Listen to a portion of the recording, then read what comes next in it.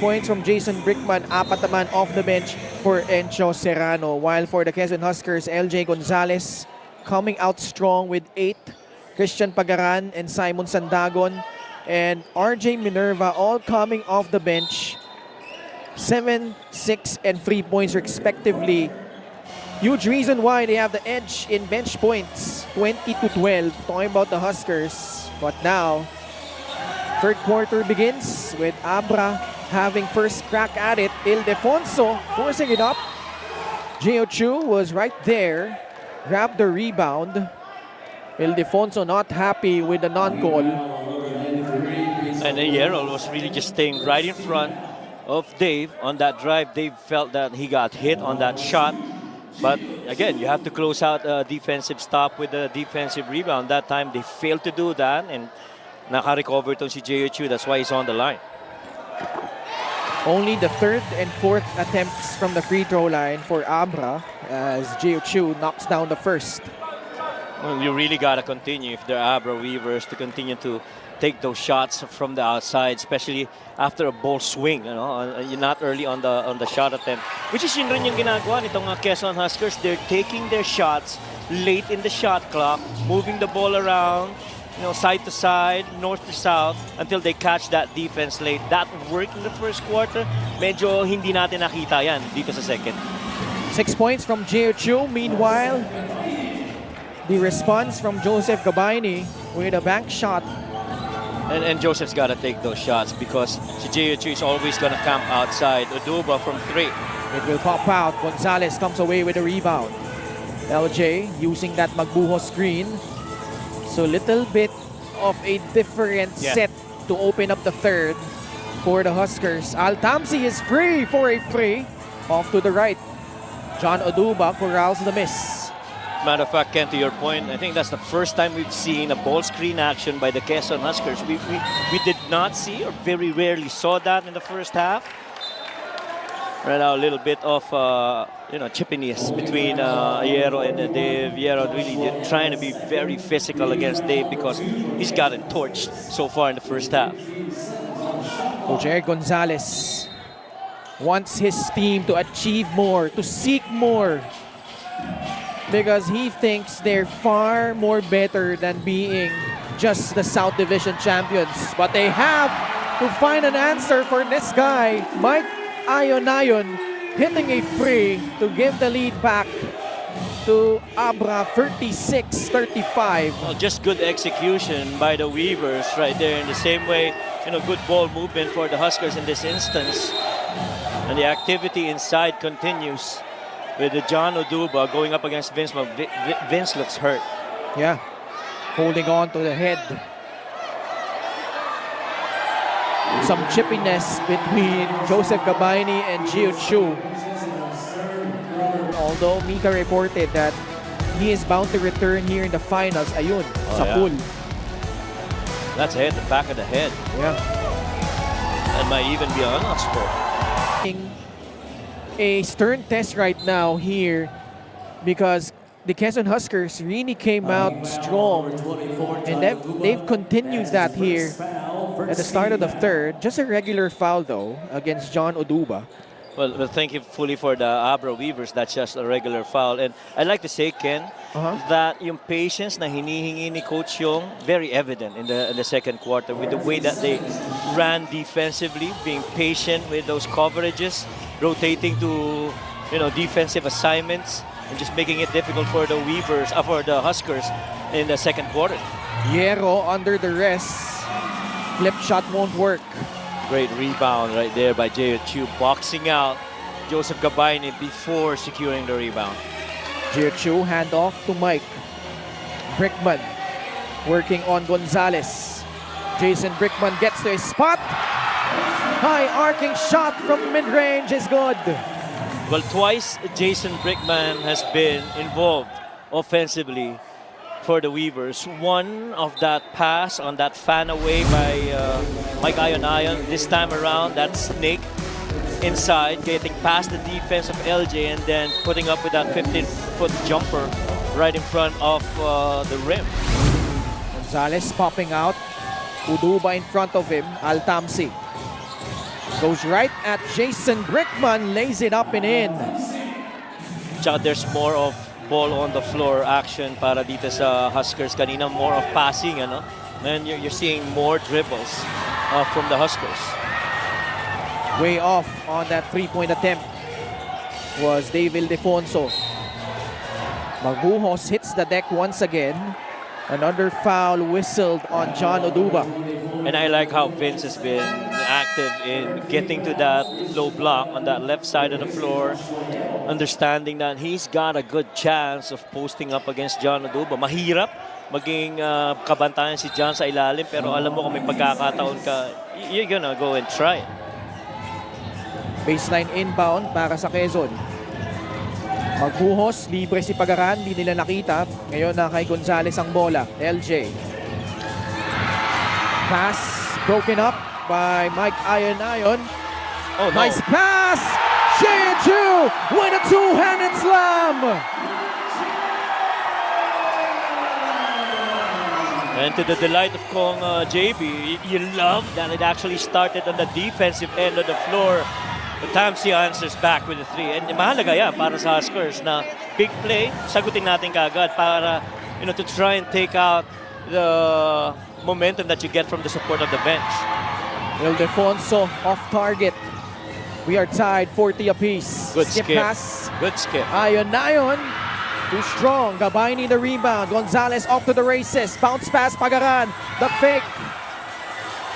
Gabay to Gonzales. They will recycle their offense. LJ strong to the basket. No good. Jeju the rebound. Pagaran comes away with a steal. Approaching the 6-minute mark of the third. Mismatch right there. You got to take it. Gonzales will try to break down the defense of Jeju one-on-one. Watch how John Oduba's camp right there. Even Mike Ayon. 8 on their shot clock. Gonzales settles for a free. And Jeju doing his job, getting ABRA the possession. It almost seemed like in the defensive coverage, tinitempt nila pumunta sa kaliwa si LJ Gonzales. Kixer, great move of the game, born for greatness. The pass that leads to that dunk by Jeju. Just very good read in open floor for the Weavers with that finish by Jeju. Sinalpak, dalawang kamay ni Jeju. Tsaka maganda dito sa... Actually, not just Jeju. You talk about Raven Gonzales. Those bigs can run the floor with their guards. And so, making themselves available just in case positional advantage happens inside the paint when they're defended by the smaller guys. Pumasok na sa loob si Encho Serrano at si Ryan Batino. Batino backing down Opiso. One-handed shot! Binisik lang ni Ryan Batino. Well, we talked about nakita na ng Huskers yan with Mark Pingris, but it's different dynamic altogether. When you have Alfred Batinos, you see a jumper right there by Christian Pagaran. Mahalaga para sa Huskers. Big plays, sagot ka agad. Huwag hahayaang mag-build ng momentum, especially sa tulong ng suporta ng crowd dito sa Weavers. And you love that he took the challenge of breaking down Dave Ildefonso off the dribble as he ties the ball game up at 42 apiece. Sandagon tagged with a personal foul as he was trying to battle down low. Well, yung battle sa ilalim na yun, gusto unahan i-front nito ni Simon Sandagon, si Batino. He does not want Batino to get that ball on the low block. Well, on the other end, habang binababa ni Jason Brickman yung bola dun sa wing, medyo nag-go under yung depensa. Medyo delikado rin yun if you're the Huskers because Brickman can definitely hit you from the outside. Brickman, pass to Encho Serrano, lines up a free, clanks off the rim, and Pagaran once again swooping in to get the defensive board. How about that defensive board by Pagaran? Abundo facing a double team, lost it. Ahead is Dave Ildefonso, sidestep beauty from Dave Ildefonso. What a sequence for the Weavers. I was going to say, Dave Ildefonso definitely working on his footwork.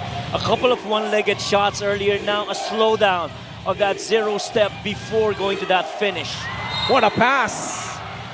Sandagon though fails to finish, but he will earn himself 2 free throws. This is our fast break of the game, brought to you by Extreme Cool Air Conditioners. Ang Extreme Magpalamig, free installation for split-type air conditioners. Another fast break that started on the defensive end of the floor. You've got the Sheriff leaking out. Look at that slowing down on that zero step. That first step that you get, allowing that defense to fly by before going for that finish. Using RJ Minerva's momentum against him. Yes. Sandagon, first free throw is a miss. Pero kung ikaw si Coach Eric, nagugustuhan mo na lahat ng mga big plays that got the crowd involved, palaging may sagot itong Quezon Huskers. Not a lot of free throws in this game. In fact, only the third and fourth attempts for the Huskers. They are only 1 out of 4 after Simon Sandagon coming away empty. 44-42. Ildefonso sa bandang kanan, binabantayan ni Pagaran. Serrano working on Abundo. Turnaround shot is good for Encho Serrano. Ball in his hands, that side of the floor. You allow him to spin, it's almost always guaranteed a basket for Encho Serrano.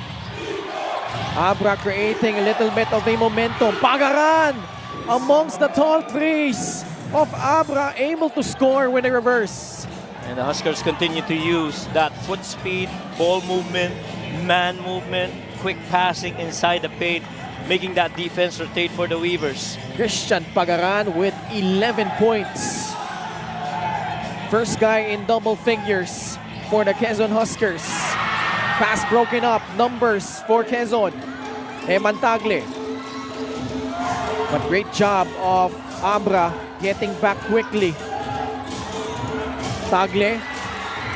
Pass to Minerva, he recovers. He fires a free, blocked by Gonzalez. Raven to Encho. Serrano. Up and under, move. Just breaking down the interior defense that time of Quezon.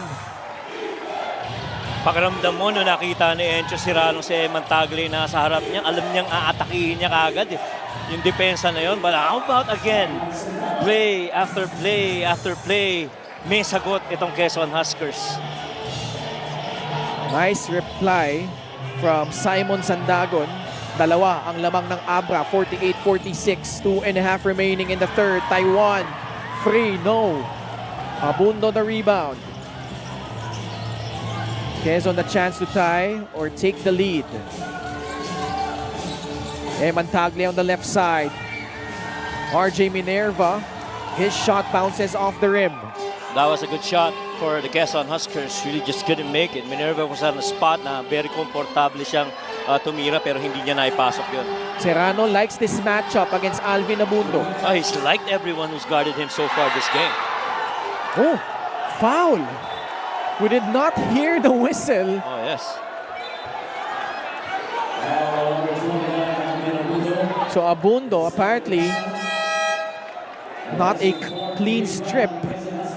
Serrano will troop to the line for 2 free throws. One might argue maybe a late whistle.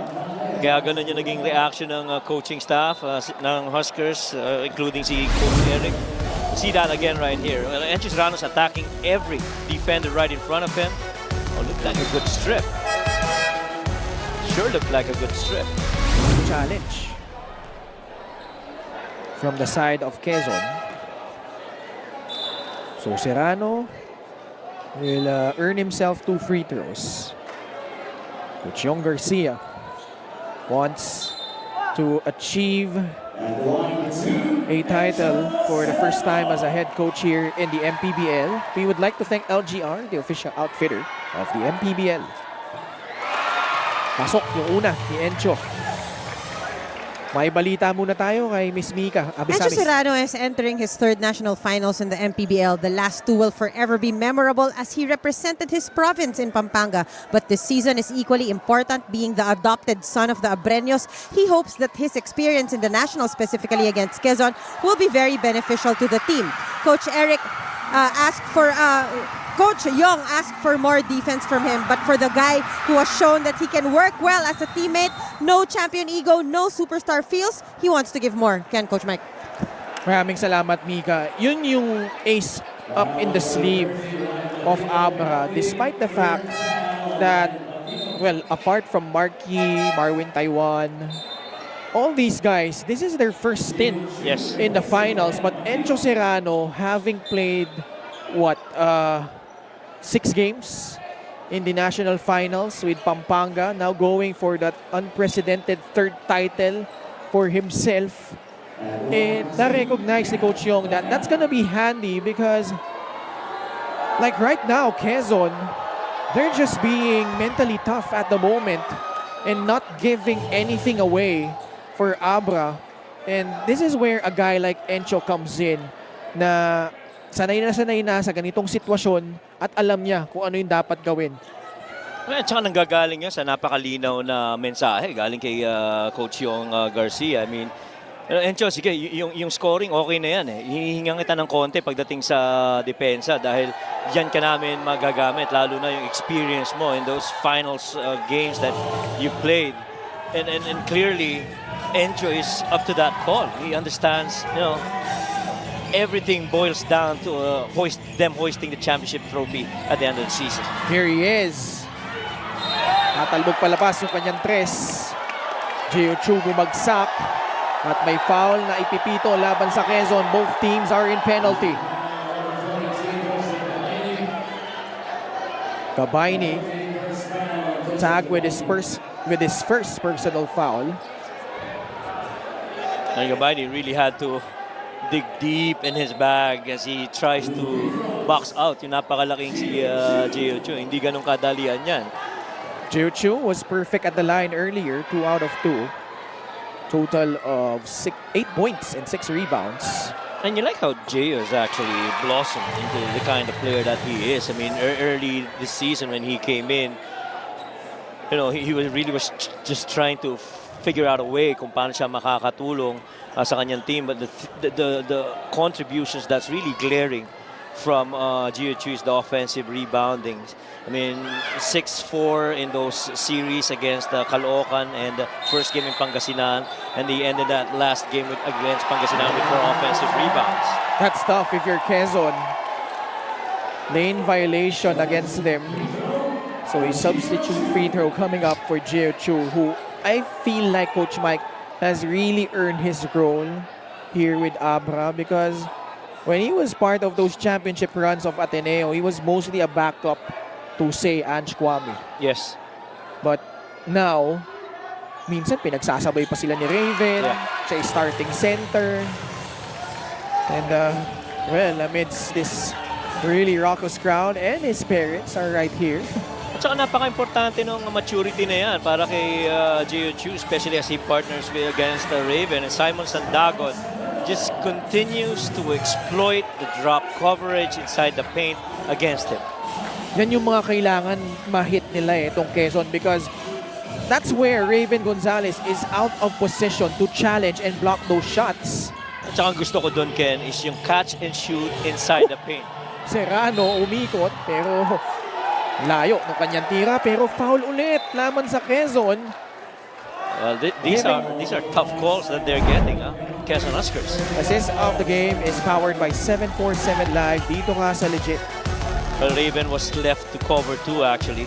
Either he covers that roller in Joseph Gabayni or Simon Sandagon. Either way, both are threats. And, just a good finish right there by Simon.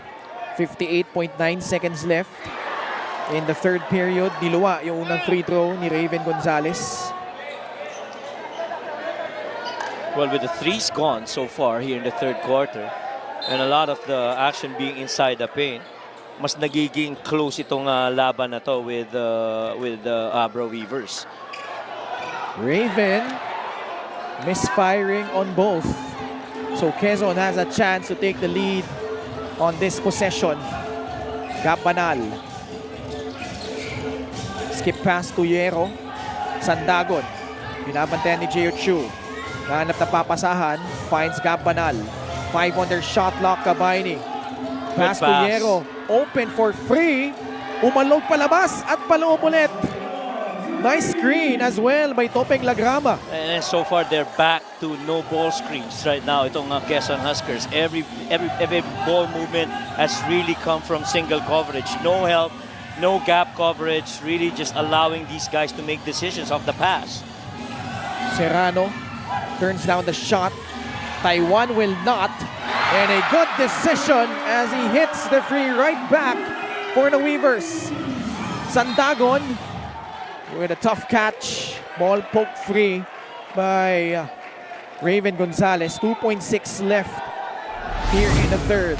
And while we talked about the maturity of JHU, how about the better performance of Marvin Taiwan, especially here with Jason Brickman is already in the ABRA Weavers.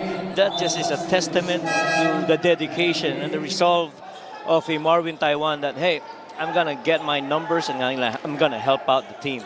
Also, the way Serrano attracted the defense of Lagrama, opening up that shot Indeed. from Marvin Taiwan. Pero meron silang pagkakataon na mabalik ang kalamangan sa kanila. Watch out for Topeng. Panal, no, it's with Gozom. Lagrama, Gozom to beat the buzzer. And that will end quarter number 3. Pretty much a back and forth here at the Governor Andres B. Bernos Memorial Gymnasium.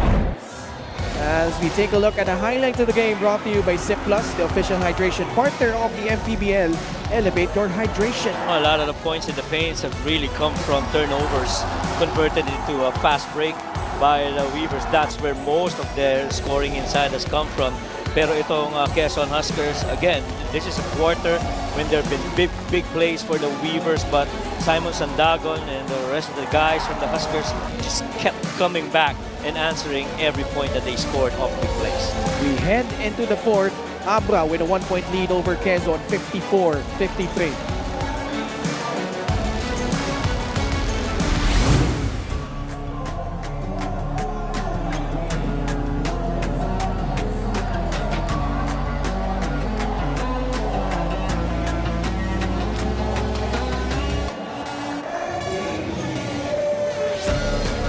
Back in Bangged, ABRA for the MPBL National Finals at kasama ko ngayon two-time MPBL champion. Wala kay ba kundi si Raymond Binuya. Grabe Raymond, last season nandito nasa Dubai tayo, nagsha-shopping ka lang dun, ano? Ngayon nanonood ka na dito sa National Finals ng Season 7. Pero nakalaban mo rin itong Quezon Huskers. Anong masasabi mo sa kanila this season compared to last year? Yun na nga, nakakamiss sa Dubai. 1 year na pala yun. Sarap doon. Well, yung pag nagkaiba ng Quezon ngayon, mas maganda yung depensa nila tsaka yung pasahan nila. Tsaka kompleto na rin yung lineup nila. Kaya medyo maganda yung tinatakbo talaga nila. Alam ko na bukod sa nanonood ka ng National Finals, may pinapanood ka dito. Walang iba kung hindi si Mr. Encho Serrano. Anong gusto mo sabihin sa kanya? Siyempre, my guy, Encho Serrano. Galingan mo, Chong. Support lang ako. Maraming salamat. Anong gusto mo pa sabihin sa lahat ng MPBL fans, Raymond? Yun lang, sana patuloy pa rin natin suportahan yung MPBL. Ang gandang liga, ang gandang limbawa sa mga player na nangangarap. Maraming salamat, two-time MPBL champion Raymond Binuya. Ken, Coach Mike. Maraming salamat, Mika. The OG Pampanga Giant Lantern, Raymond Binuya, who I feel like is one of the greatest ambassadors of the league. Oo. Dahil nagsimula yan, simulat sa pool. You see the quarter scoring here. Yung first and third quarter periods, Coach Mike, a lot of points put up by both teams. Second quarter, medyo nag-slow down. But, you know, for ABRA, what do they need to do here if they want to hold off itong Quezon as Gabayni will miss? Well, they got to continue to put pressure on the defensive end of the floor and force those turnovers because dun sila nakaalagwa ng malaki yung magandang scoring nila, especially of yung mga deflections and steals that they force have really allowed them to go to open floor and attack the paint freely.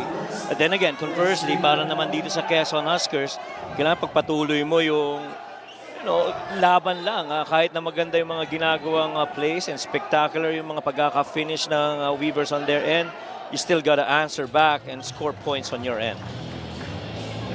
Referees will take a look of what transpired in that last play. By the way, just to get this out of the way, happy birthday to Coach Louie Gonzalez, who I'm sure is watching yes. right now. Well, Coach Louie, happy birthday. One of the OG analysts of the MPBL. Yeah. LJ Gonzalez did not score in the third quarter after coming up with 8 points in the first half. He really set the tone, hitting 2 big triples in the first Yes. period. Now here he is at the line. Itong free throw na ito ay hatid sa atin ng Extreme Appliances, ang subok at kompletong appliance brand ng Pilipinas. And I feel it helps a lot his game. Itong si LJ Gonzalez. Because every time he makes threes, it really just opens up those gaps. Especially pag na-generate yung mga close outs, pagbantay sa kanya. Because he's not only a good feeder, he's also a good finisher in the paint. But missing both of his free throws. ABRA stays in front. Step back free from David Defonso. He will miss. LJ Gonzalez with Vince Magbuhos, Joseph Gabayni, Joshua Yero, and Christian Pagaran.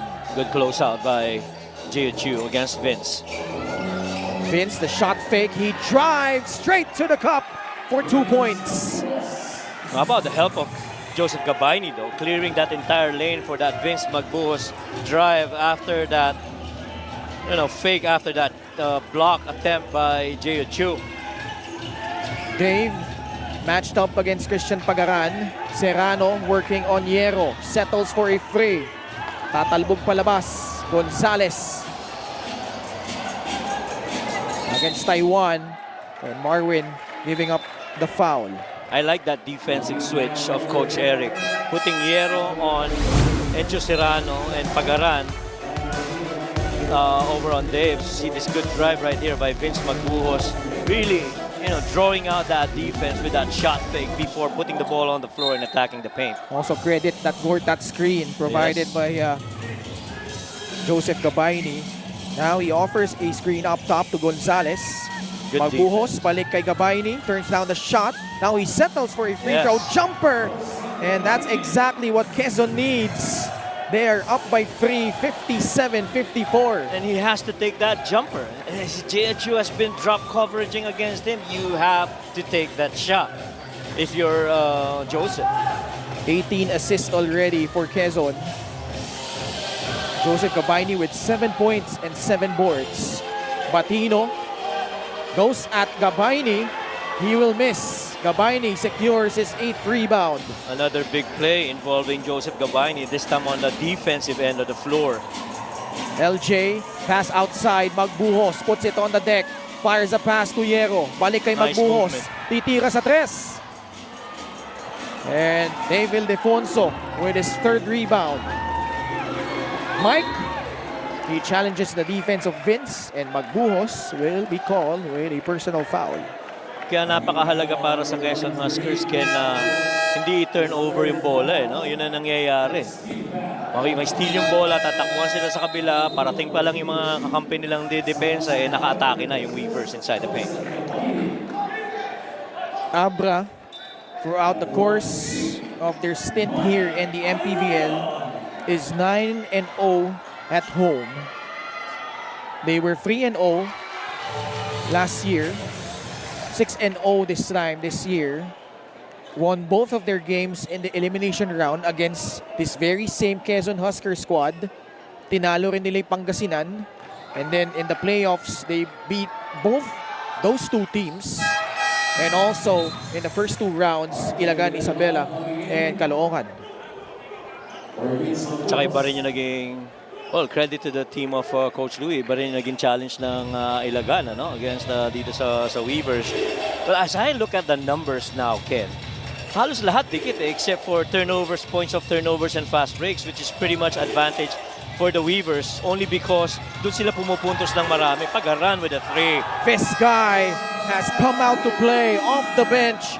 14 points, 4 rebounds, hitting all 6 of his shots from the field. In the quarters, when they made their threes, is when the Huskers have really done well. This time, a good ball swing over to Pagaran for that 3. 3-point shot brought to you by Extreme, their one-stop shop appliances. We have a timeout by ABRA. They're down by 4, 60-56. Advantage. 80,000 viewers on our official MPBL YouTube channel and on our official MPBL Facebook page. Maraming salamat po sa panonood sa Liga ng Bawat Pilipino.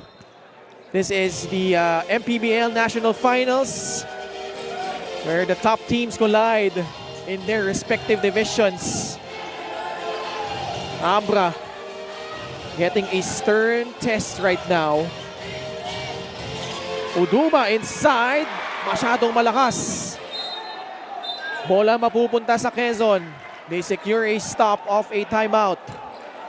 I know if there's one thing that's evident from the Huskers, even if you stretch back into games 2, 3, 4, and 5 in that Binyan series, is yung depensa inside the paint. You know, yung mga rotating pieces talagang aktibo at very rarely do you see them get beat. It's only because they turn the ball over at napupuntos sila, kaya sila nalalamangan ng ABRA Weavers. Quezon, whenever they hit their freeze, that's usually a good sign. Overall, they've shot 7 out of 19 from beyond the arc, 36%. But they turn the ball over. ABRA still trailing here, approaching the 6-minute mark of the 4th period. Brickman forcing his way in, too strong. Batino comes away with a rebound, but pass was intercepted by Gapanal. Napakahalaga kaya na hindi naiwan si LJ Gonzalez against that drive by Jason Brickman. LJ getting past his defender, lays it in with his left hand. A tale of two LJ Gonzalez's. Never getting beat on the defensive end, then beating that sole defender right in front of him with that left-hand finish on the offensive end of the floor. Ildefonso stumbles. Batino goes up. Foul called on RJ Minerva. Hindi rin ganun kadali makascore inside the paint para dito sa Weavers ngayon. Play of the game brought to you by 747 Live. Dito ka sa legit. Your game, your chance, your thrill, only with 747 Live. The very moment that Mike Ion opened up his hip against that drive, left side of the floor for LJ Gonzalez, you know, right hand, leave it up for the left on that left hand finish, pretty much LJ Gonzalez move. Kailangan niya magpahinga ng bagya. He's huffing and puffing right now. And it's given valuable minutes. Yeah. No? And actually, yung mga minutes na nakaka-contribute siya at na may make yung threes nila, dun maganda yung nagagawa nitong Quezon. Pasok yung unang free throw ni Ryan Batino. 5 points, 4 rebounds. Missed his first 2 shots from the line. Mintis rin yung pangalawa. So lamang pa rin ang Quezon, 62-57. Abundo. Gapanal against Encho Serrano, asking a screen from RJ Minerva. Bounce pass to Abundo. Alvin Abundo drifting forward. Ball is with Serrano in transition. Encho takes off the glass. It will pop out.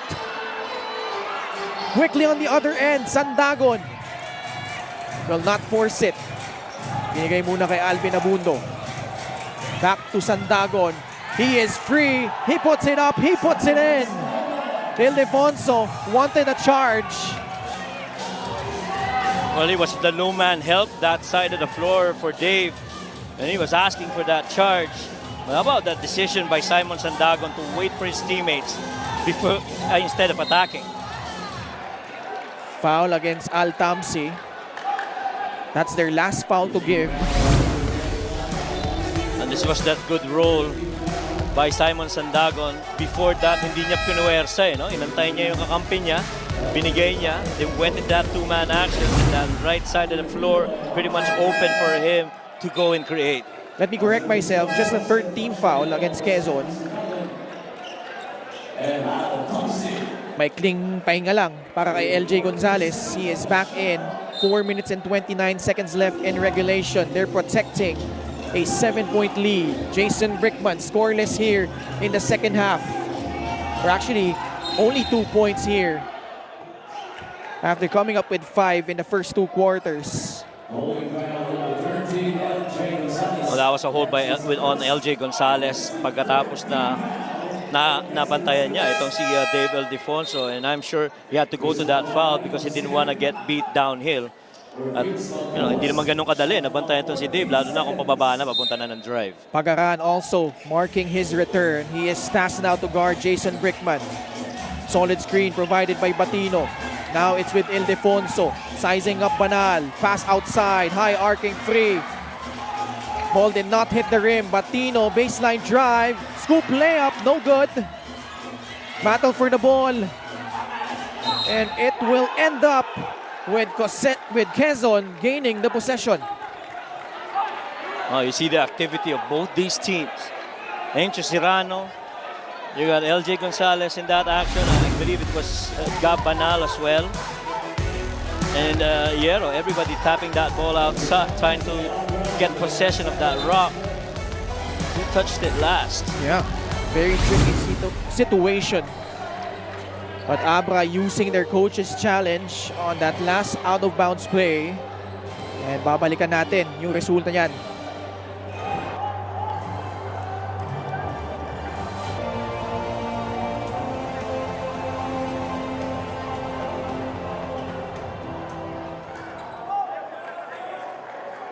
Upon review, the challenge was successful. Successful challenge by ABRA, so they get the ball back. Fresh 14 on their shot clock. Kaya importante rin talagang ninunurse mo yung mga challenges mo sa mga ganitong pagkakataon, lalo na tikitan laban. That clearly got off the hand of, was that LJ? Actually, bago pa nun. Parang out of bounds na eh. Si Yero, right? Oo, si Yero. Joshua, right. I agree. Ildefonso popping out. Brickman for free. Way off. He was wide open. But a foul against QUEZON. Yeah, he was wide open for that shot. Si John Amores right there. Oh, ano? Si John Amores. John Amores used to play for the Muntinlupa Cagers. Oh. Serrano at the line. Encho Serrano so far with 9 points, 4 of 14 shooting from the field. Got a couple of rebounds and 3 assists.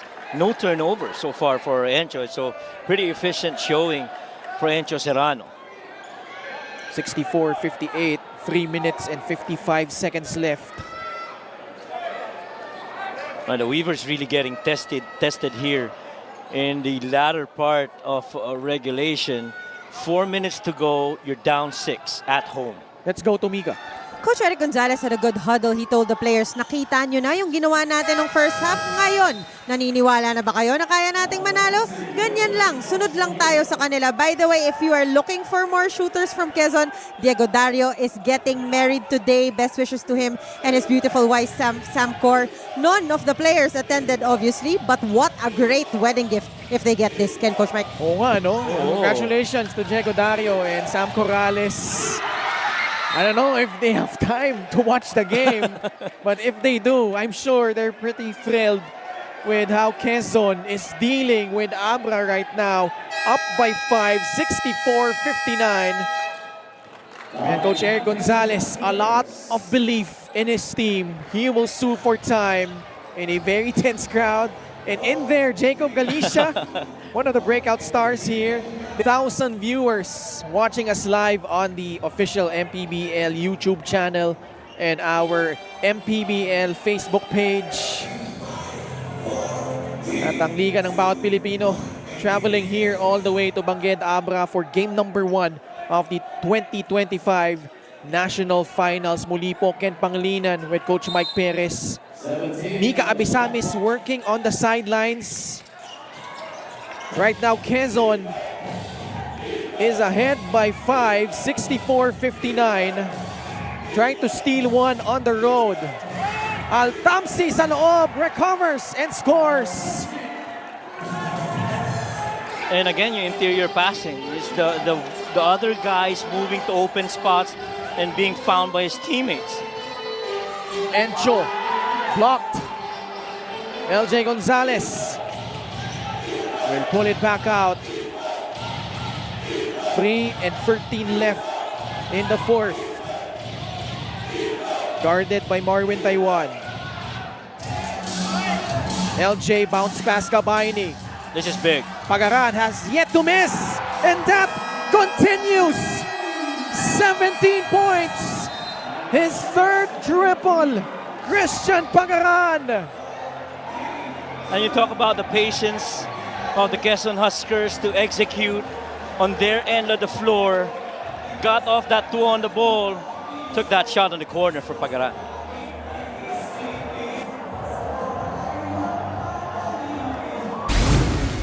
Christian Pagaran with a game of his life.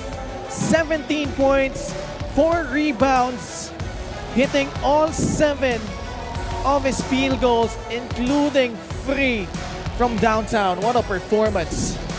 You really just have to admire the performance of a Christian Pagaran stepping up to the plate big time in game number 1 of the finals against the ABRA Weavers. Coming into this game, averaging just 4.7 points. But boy, turning the tables and giving Quezon its first double-digit lead, 69-59. But you know what's more concerning now, Ken? For the ABRA Weavers, we have not seen them make a field goal in the fourth. Their points have come from the line. Ildefonso hinila yung kanyang jersey as he went up. Boy, just 5 points scored by the Weavers in this quarter. Dave Ildefonso just 2 points in the second half. And they have not gotten any field goal makes. They've taken 4 shots from the outside, from 3, 1 shot off the perimeter, and about 6 shots inside the paint, everything coming off empty. And again, you go back to the defensive rotation inside the paint for the Quezon Huskers. ABRA, to their credit, has gotten a lot of free throw attempts in this half. But only 11 out of 18 overall. But that free throw makes this a 3-possession ball game. Still a lot of time left. 69-60. LJ against Mike Gonzalez on an island. 5 on their shot clock. Pull-up jumper by LJ, no good. Ball tap, Gonzalez unable to save it. And ABRA getting a stop. Welcome Kenneth was ready to receive that ball going on the outside. But again, you know, you love the effort of LJ trying to steal that, chase that ball and give them another crack at it. Now it's the Weavers' turn. You've got to score. Brickman stepping into a free. He cuts it down to 6, 69-63. 6-point lead, approaching the 2-minute mark. You're still in this if you're the Weavers. That's just a first field goal Yes, of indeed. ABRA in this quarter. Pagaran turns down the shot. His first miss. We are down to the last 2 minutes of regulation. And I think they're going to want to challenge this because this is very important. If the Huskers get this, they will have another crack at the basket. If not, then the Weavers, it's their turn to score their end of the floor. See this drive right here, medyo malalim yung pagkakadrive na yun ni Pagaran. Tapigan ng bola. Oh, that looked like off Joseph. Mali yung angulo eh. Sa ang hirap kasi, wrong foot. Tried to go for the right-handed layup. Right. And after the review, ABRA regains possession. A minute and 59 left. Just a 2-possession ball game. Still a lot of time for them to make some ground. And rightfully so. That really should be ABRA basketball. But yung attempt lang ni Joseph Gabayni to get deflection, I feel Joseph is one of the more unsung heroes of the Huskers in this run. Because you have to remember, he had to contend against the big guys of the Weavers. Fourth quarter field goals, 7 of 10. Quezon, Abra just 1 of 13. They do have more free throws in total. Ayon for 3. Air ball. Brickman with offensive rebound. Taiwan, he drives. Oh! Pass in between Brickman and Ayon. They turn the ball over. Boy, those were a couple of good shooters that side of the floor for the Weavers. Really wasn't clear where that pass was intended for. And they go small. Ildefonso playing the 4 spot. No Encho Serrano inside for Abra in the closing minutes of this game. Well, they do this primarily because yung movement nalilate sila sa recovery on the defensive end of the floor. You need a good stop here if you're the Weavers. Banal pass to Abundo crossing the timeline, facing a double team. Magbuhos. Now it's with LJ. Pressure applied by the Weavers. Someone is free on the left side. It's Hierro who drives. He loses it. Chance for Abra. Jason. Brickman. Yes!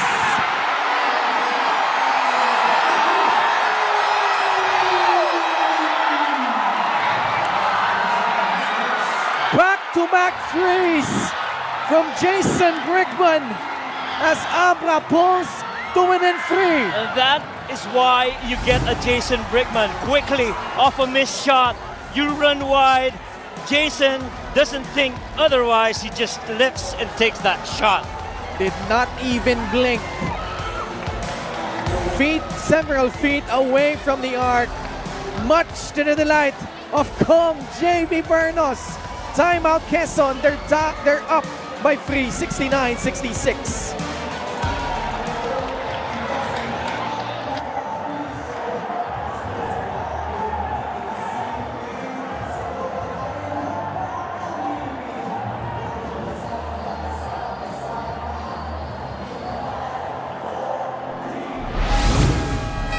Jason Brickman, the efficient shooting from the field, but actually struggled in the second half, but exploding here in the fourth. And for more, let's go to Mika.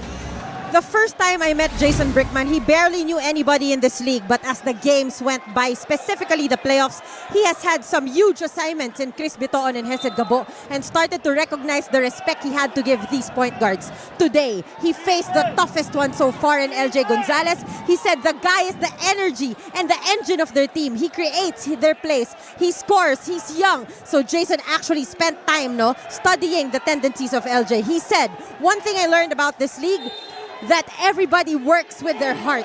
Could this be enough to make him stay next season? Ken, Coach Mike. That would be a welcome sight, Mika. Maraming salamat.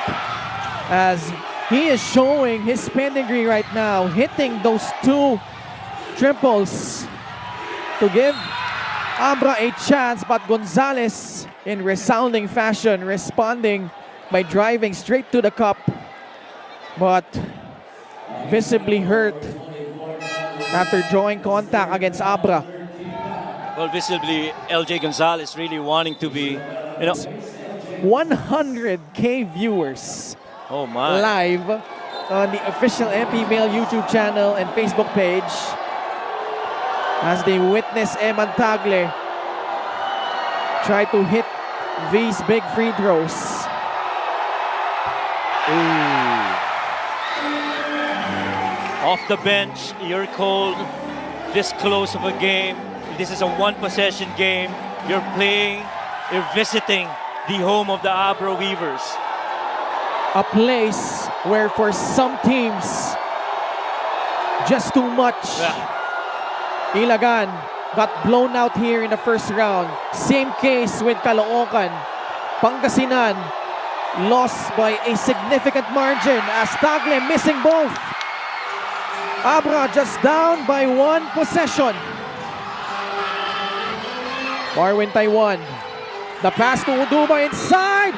Gets the basket plus a foul.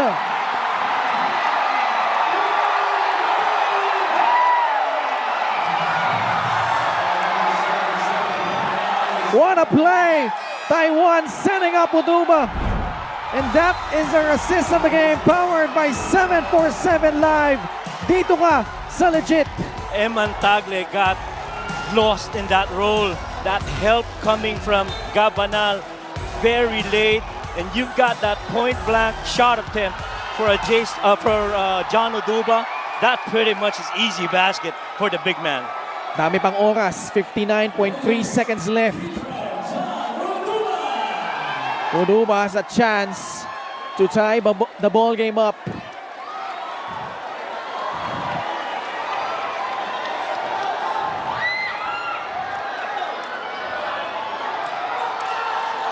He hits it. 10-0 run by ABRA after falling behind by 10 points earlier in this period.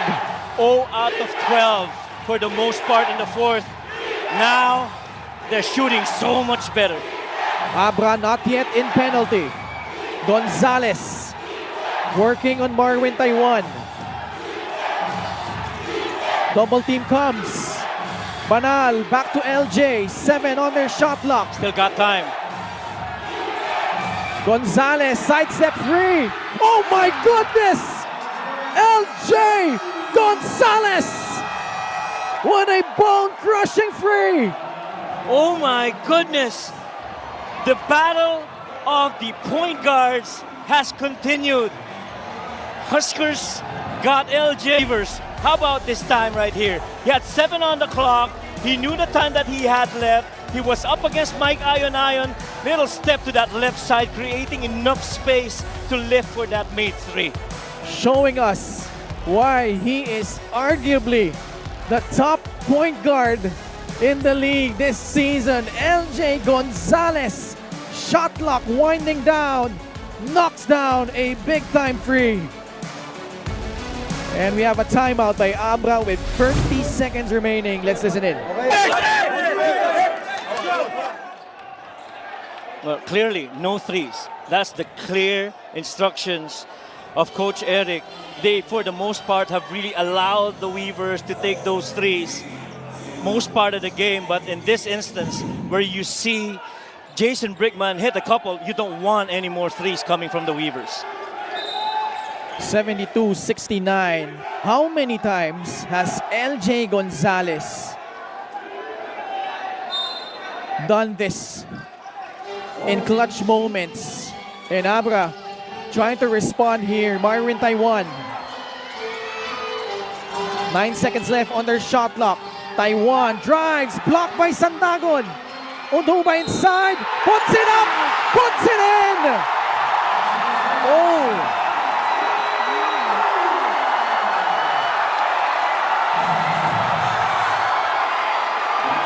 Back-to-back three-point play opportunities for John Oduba.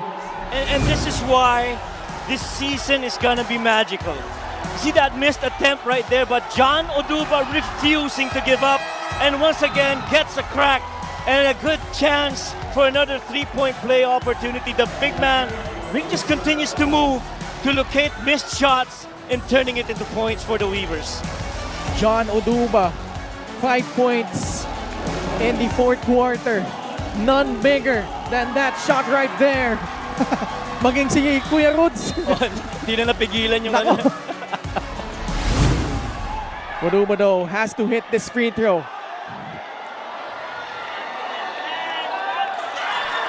He does!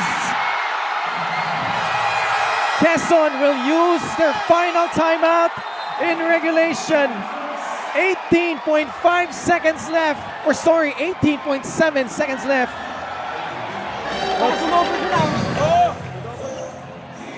Well, a series of action that was discussed by Coach Eric. It sure looks like, see, 6 deadlocks and 9 lead changes. It sure looks like they might use Al Francis Stamsi as a decoy. And it might still end up in the hands of LJ Gonzalez. Both teams, no more timeouts. This is the loudest that I've heard. Right. This building. Indeed. Been covering games here for 2 years. This is the loudest. This is the loudest. Walang duda. Oh yeah, walang duda. Mind you, ABRA has a foul to give. Let's see if they will use it. Gonzalez. They get it out of his hands. Gab Banal. 6 seconds on their shot clock. LJ. Banal. Pagaran for free. Oh my goodness! Christian Pagaran. But they will review it. Yeah, definitely they got to review this. That was close. That was pretty close. I do agree. Some high drama here in Bangged. Everybody's up on their feet waiting for the decision on this May 3. Was it before the buzzer or was it after? This is a big time review. Let's see. Look at the clock. Ball in his hands. He did not get it off. Did not get it off. Did not get it off. That should be Weaver's ball. Yup, still in his hands. I think it, yeah, we'll see that again. Oh yeah, Yeah, that still was clearly. in his hands, clearly. Just they- that little dip.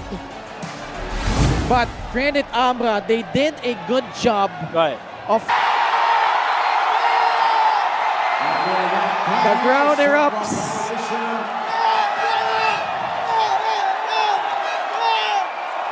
Yeah.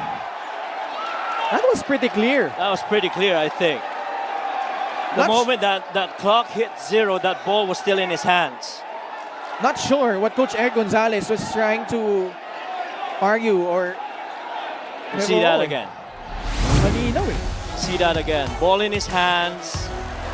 0.6, 0.5, 0.3, 0.1, 0. That still is in his hands. Oh. Napakalinaw. That was clear.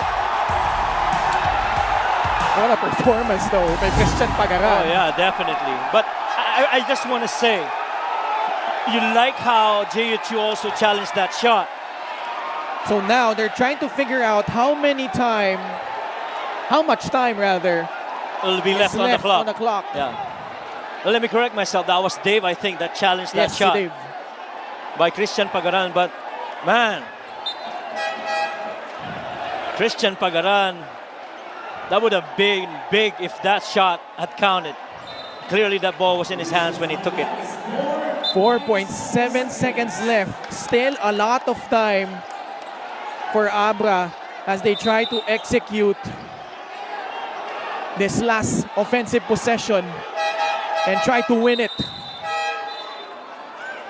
Quezon is in penalty. Both teams, no more timeouts.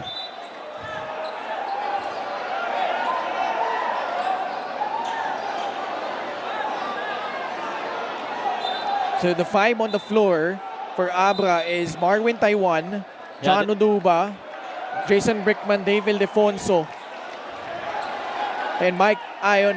Yeah, that's the right spot for that inbound. Guarding them, LJ Gonzalez, Al Tamsi, Christian Pagaran, Simon Sandagon, and Joshua Yero. Here we go. Taiwan, Ildefonso for the win. No! And we are going into overtime. And again, that Deadlocked at 72 apiece.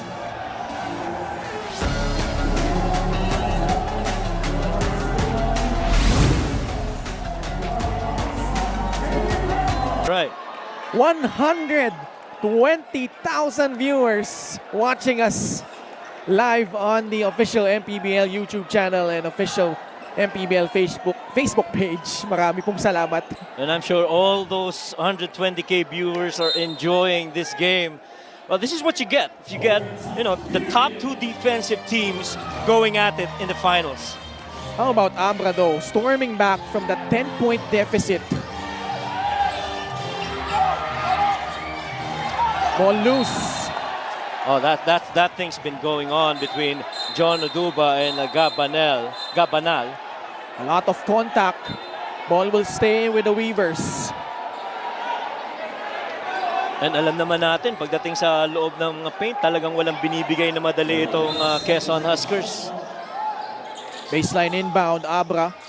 Ildefonso trying to shake off Gab Banal.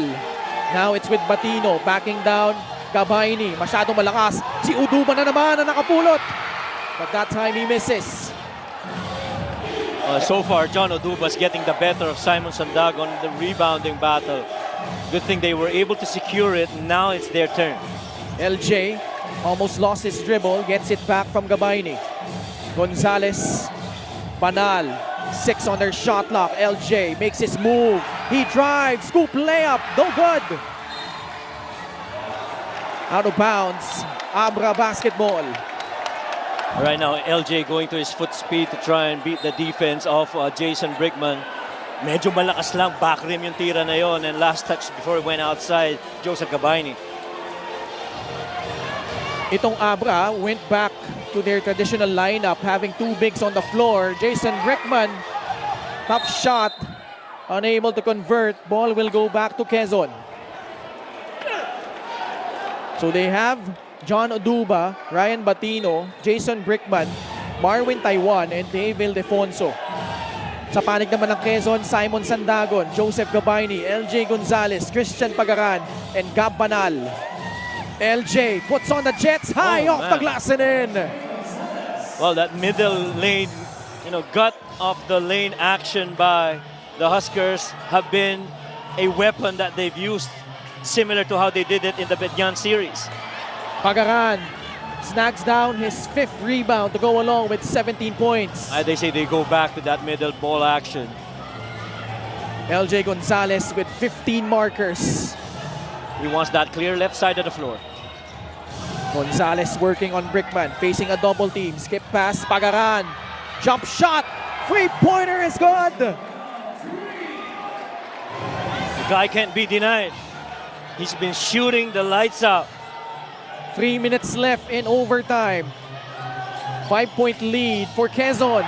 They steal the basketball away. LJ Gonzalez, Christian Pagaran coming up with the goods here early in overtime. They're going flat again on that middle ball action with Joseph Gabayni and LJ. LJ settles for a free. Oh, man. LJ Gonzalez. Big time shot to put them up by 8, 80-72. Team with almost 10 per game. This first one was that skip and that corner waiting hands of Christian Pagaran. And then again on that next possession, you're getting LJ Gonzalez. That twisted screen by Joseph Gabayni. Nobody right in front. And really just a clear basket make from 3 for LJ Gonzalez. 8-0 run. Shooting almost half of their triples, 11 out of 23. And those 2 threes by Pagaran and Gonzalez giving them this cushion as they do it on defense once again. Off the timeout, stealing that basketball away. So far this OT has been all Huskers basketball. Defensive stops and made threes. Someone is open, but Gabayni unable to connect with Magbuhos. 3 yung sumalubong kay LJ doon. Oh, pero kita mo kung gaano kalayo naging cover ng tulong para dito sa ABRA Weavers. Ayon. That's big. Drains a free, cuts it down to 5. Here we go again. 80-75. We are down to our last 2 minutes. Gonzalez finally staying clear from Ayon, but they turn the ball over. Nobody helping him out in trying to bring the basketball down. Vince looks hurt. Yeah. Stumbling on the sideline. But again, when you have these shooters, including Mike Ayon, you definitely got a chance. And that lift from that 3 on that left side of the floor, nobody right in front of him, and he makes it. Yep, nearly a free. Field goal shooting nitong ABRA, si Commissioner Kenneth Doremdes, Rudy Distrito, Emer Oreta. But they have to secure the defensive board. Yes. 2 offensive rebounds, 2 3-point plays from John Oduba earlier. Gave ABRA some life late in that 4th period. Yeah, aside from the 3-point makes, it's the offensive rebounding, particularly from John Oduba that has kept them in this game and forced this game into regulation. Oduba receives the pass. Balik kay Jason Brickman. Oh, what a pass. Oduba inside. Man. He scores again. That was a gutsy play, but calm under pressure. Jason Brickman. Somehow you have to marvel at the talent of a Jason Brickman. If he's not hitting three, he's finding teammates for shots like those. Gusto nyo lang puntahan si LJ. He receives the basketball against Marwin Taiwan. Facing a double team. Gonzales, pinagpag yung depensa. Pasa palabas, Banal. Masyadong malakas yung tres. Offensive rebound by Joshua Yero. It's a foul against Oduba. Both teams, no. Actually, that's the good thing that they did in the fourth quarter. Not yet in penalty. Yes, Last foul to give for the Weavers. that's right. They missed out on that box for Joshua Yero, allowing him to secure that offensive rebound and give them another crack at the basket for the Huskers. A minute and 25 left. Can QUEZON hold on? LJ Gonzalez with 18 points. Another double team comes. That time they break up the play. Ayon susugod. And he will earn himself 2 free throws. Boy, you like that defensive adjustment right there. Ayon runs to LJ, wants the ball out of the hands of LJ.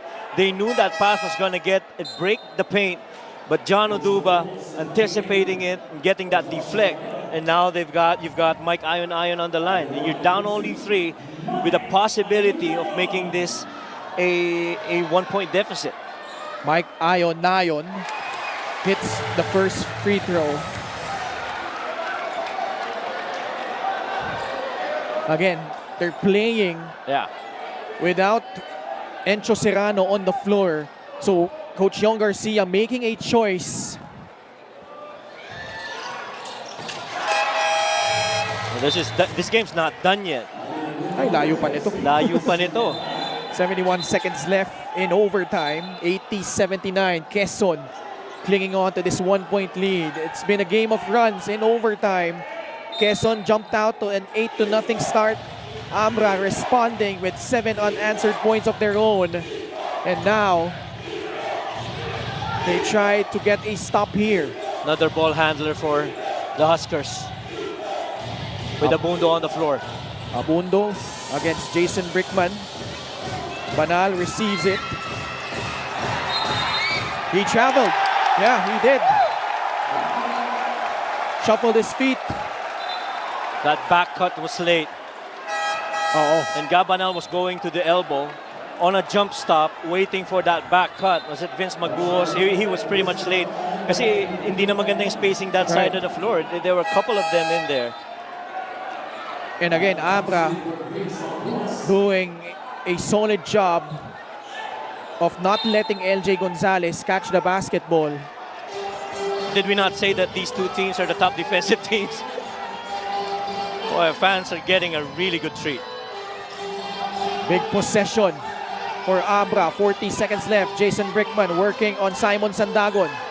Brickman drives, lays it up and in! How about Jason Brickman in crunch time? 15 points for number 15. All of the big plays have come from this guy right here. Dribbled back, taking out Simon Sandagon, created that space, and able to finish going glass.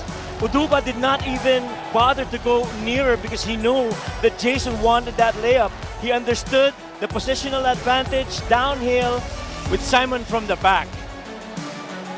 What a run by ABRA. 9 straight points. And QUEZON will have to burn their timeout. We'll listen in to Coach Eric Gonzalez.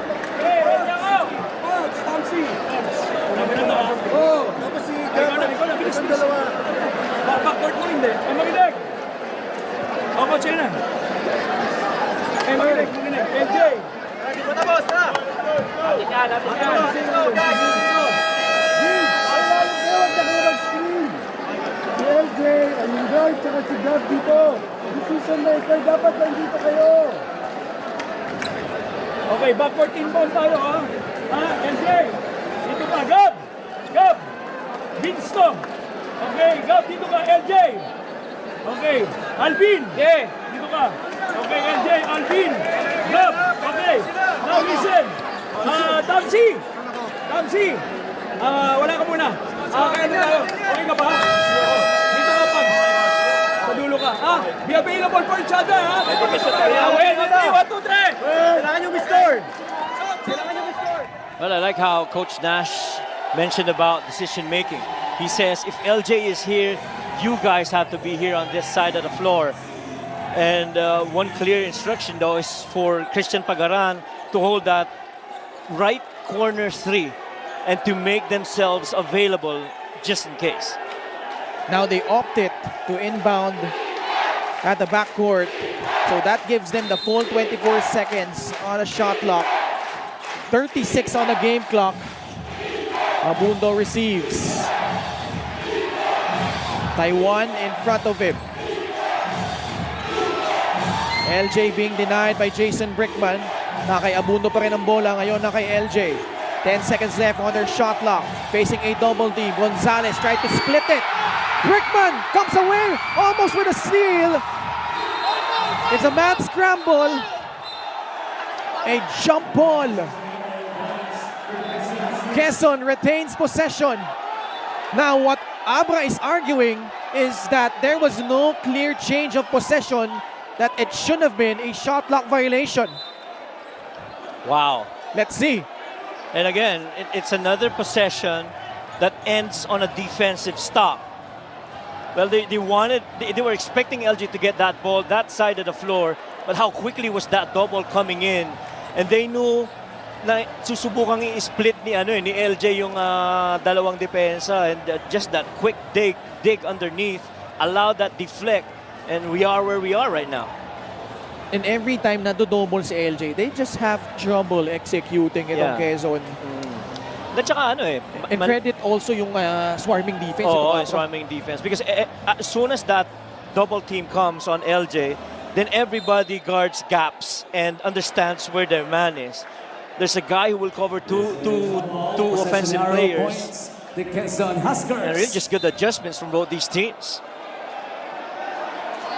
So after the review, Quezon will retain possession with 13 seconds left on the game clock. Ayun naagaw na ni Brickman eh. He had two hands on the basketball. That's so right. The interpretation was he did have possession. Pero dito nagkagulo na, karambola. Everyone leaving everything on the floor for this game number 1 victory. Quezon trying to steal one on the road. Let's see what they come up with on possibly the last possession. Gonzalez making his move early for 3. No! Banal! Trying to grab the rebound. They will review this.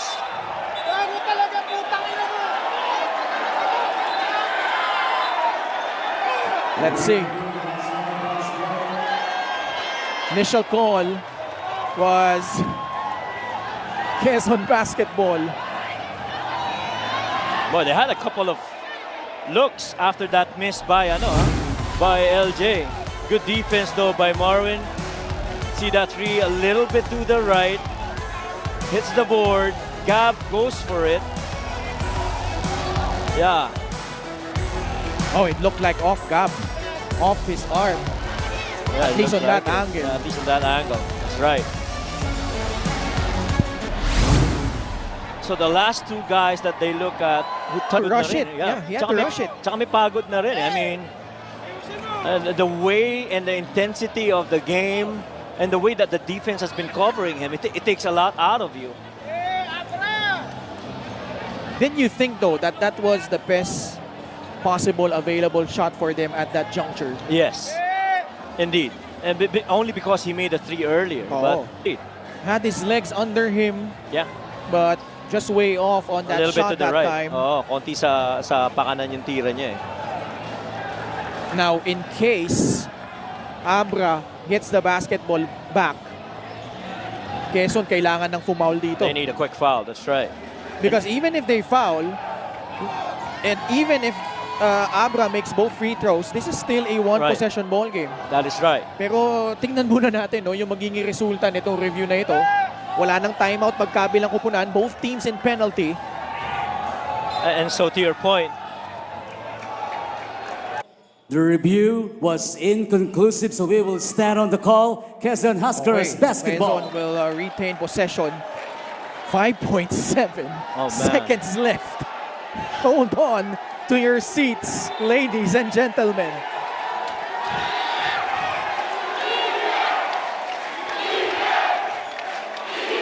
Possibly the last possession here in game number 1. Abundo to trigger. Magbuwas is free. The fake. He drives. No! And ABRA escapes with a win.